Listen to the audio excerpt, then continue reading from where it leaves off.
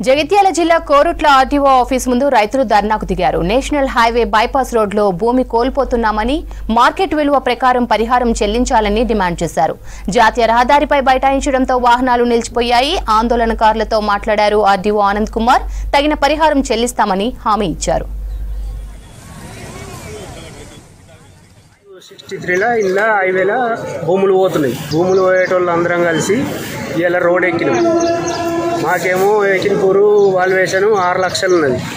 కొట్ల వాల్యుయేషన్ ఒక ఎకరానికి వచ్చేసి 26 లక్షలు ఉన్నది. మాకు కొట్ల వాల్యుయేషన్ ఇవాళ 26 లక్షలు అని చెప్పి ఇవాళ రైతులందరం వచ్చి రోడ్ ఎక్కినాం. ఎకిన్పూరుదేమో 6 లక్షలు, కొట్లదేమో 26 లక్షలు. రెవెన్యూను కలపలేదు.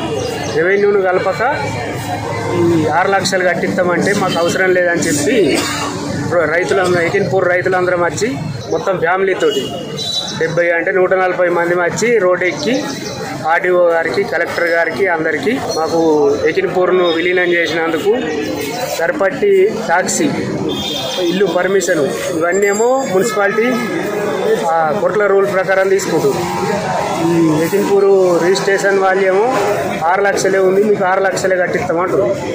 అందుకే రైతులందరం వచ్చి రోడ్ ఎక్కి నిరసన తెలిపి కొట్ల రేటు 26 లక్షలు కట్టియాలని ఆర్డీఓ గారిని కోరింది. ఇప్పుడు ఉన్నది 50 గుంటలు రోడ్డు పోతుంది, 30 గుంటలు ఉంటుంది.